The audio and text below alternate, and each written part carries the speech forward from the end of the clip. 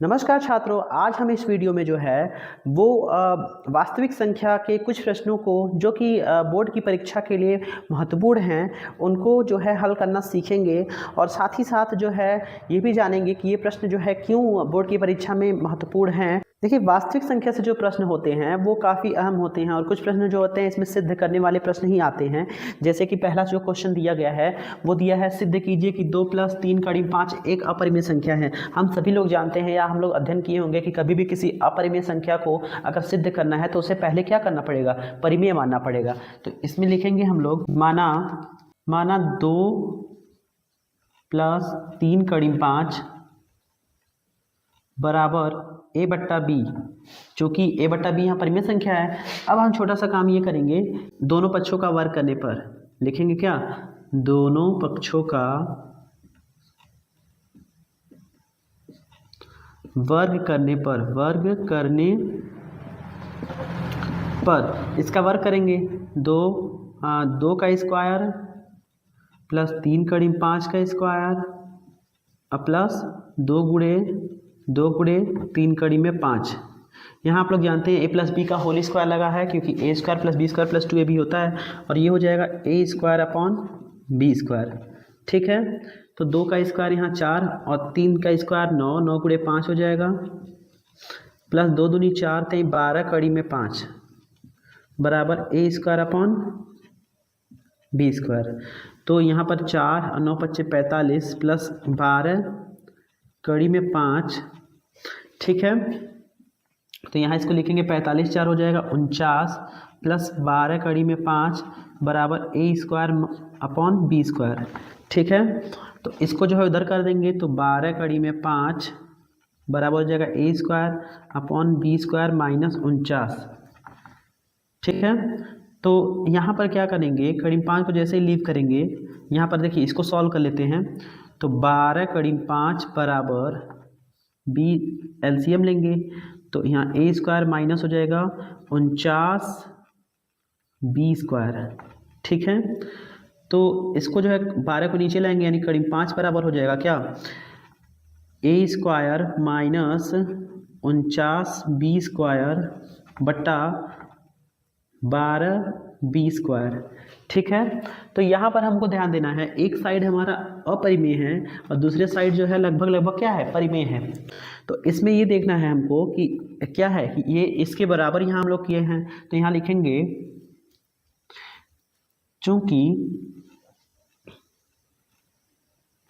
a² - 49 b² बट्टा b² एक परिमेय संख्या है क्योंकि p/q के रूप में है, परिमेय संख्या है। अतः * 5 भी एक परिमेय संख्या है, एक परिमेय संख्या है।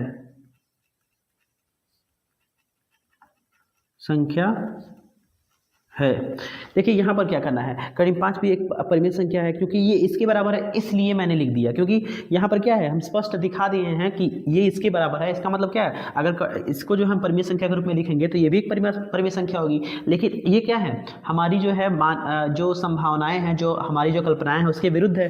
लिखेंगे जो हमारी कल्पनाओं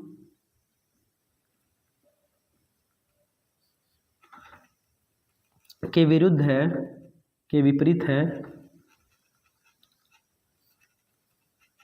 अतः यहाँ कल्पनाओं की जगह या फिर मान्यताओं भी लिख सकते हैं, जो भी अलग अलग वर्ड आते हैं। अतः 2 + 3 * 5 एक अपरिमेय संख्या है, अपरिमेय संख्या है। ठीक है, तो यहाँ पर हम लोग का जो प्रश्न संख्या 1 है वो सिद्ध हुआ और इसी तरह से जो है ऐसे प्रश्नों को जो है हम लोग क्या करेंगे, सिद्ध करेंगे। अब अगला है, देखिए यहाँ पर वह महत्तम संख्या ज्ञात की जिसे 70 तथा 125 में भाग देने पर 5 तथा 8 शेषफल बचे। तो देखिए ऐसे प्रश्नों को क्या सॉल्व करने पर लिखेंगे, अभिष्ट वह लिखेंगे पहली संख्या लिखेंगे प्रश्नानुसार, पहले प्रश्नानुसार पहली संख्या निकालेंगे। पहली संख्या यहाँ पर हो जाएगी क्या 70 - 5, क्योंकि जो भी शेषफल रहता है इसमें से हम घटाते हैं। और दूसरी संख्या हम लोग क्या हो जाएगी 125 - 8, तो हो जाएगा कितना 117। ठीक है, 15 60 7, हाँ ठीक है। अब क्या है, इन दोनों का क्या है मसा निकालना है। लिखेंगे 65 तथा 117 का मसा। देखिए जब निकालेंगे तो यूक्लिड विभाजन प्रमेयिका का यूज कर दीजिए। 65 यहाँ 117 यहाँ, 65 एकम 65 घटाएंगे 2, 11 में से 6 जाए 5, 52, यहाँ भी हो जाएगा क्या 65 एकम 65 या 52 एकम 52 हो जाएगा। तो 3 यहाँ 13 चौको कितना हो जाएगा 52, यानी 4 बार में गया। ठीक है, तो यहाँ पर क्या करना है, लिखेंगे यूक्लिड विभाजन प्रमेयिका से, यूक्लिड विभाजन प्रमेयिका से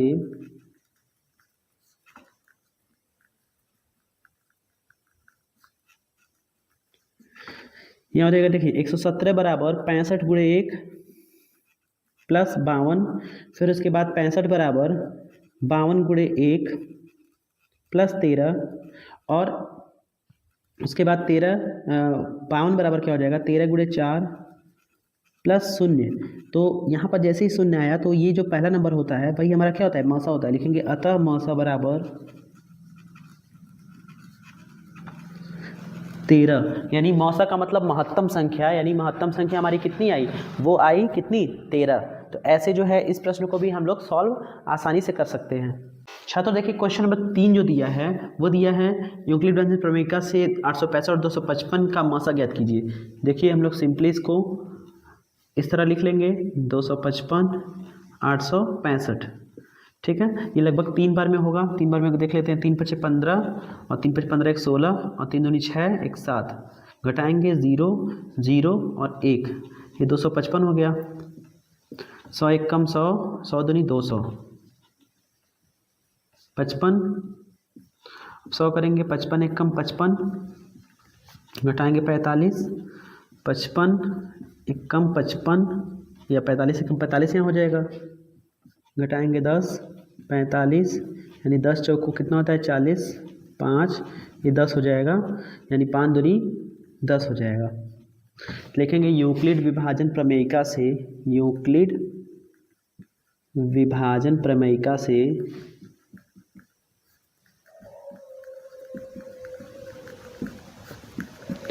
देखिए तो 865 बराबर लिखेंगे क्या 255 × 3 प्लस 100, फिर लिखेंगे 255 बराबर 100 × 2 प्लस 55, इसके बाद 100 बराबर 55 × 1 प्लस 45, फिर उसके बाद 55 बराबर 45 × 1 प्लस 10, और उसके बाद 45 बराबर हो जाएगा 10 × 4 प्लस 0, यहाँ पर नहीं 5 हो जाएगा।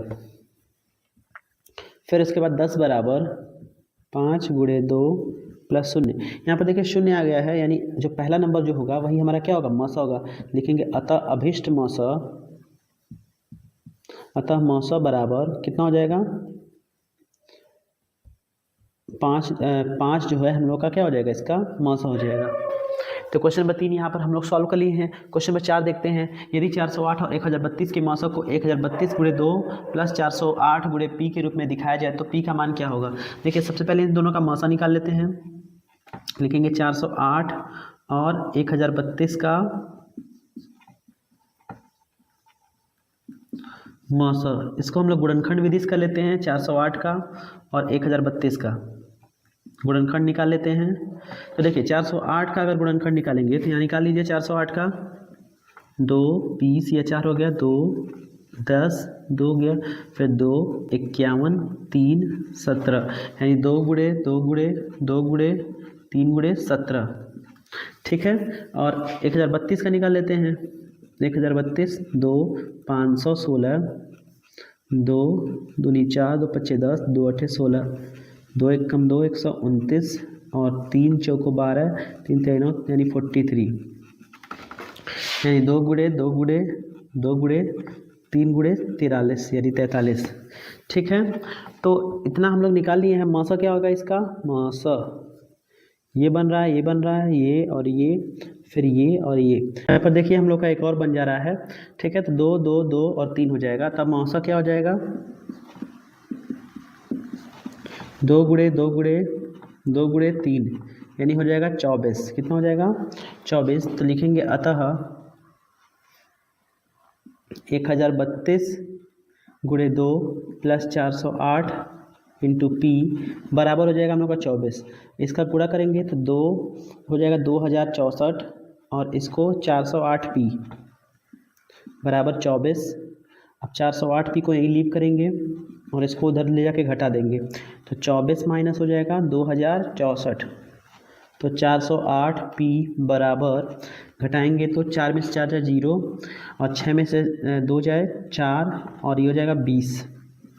ठीक है, तो P इज इक्वल टू कितना हो जाएगा? माइनस 2040 बट्टा 408 भाग करेंगे कितना हो जाएगा? -5, यानी P की वैल्यू कितनी आएगी? -5। अगला क्वेश्चन है 3 घंटियाँ 4, 12 और 20 मिनट के अंतराल पर जो है एक साथ बजना शुरू करें तो कितने समय में अगली बार एक साथ बजेंगे?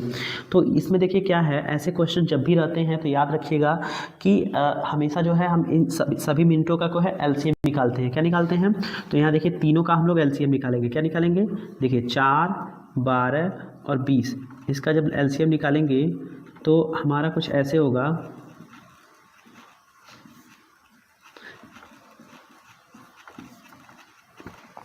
देखिए तो यहाँ पर देखिए जब एलसीएम निकालेंगे 4, 12 तथा 20 का लॉसा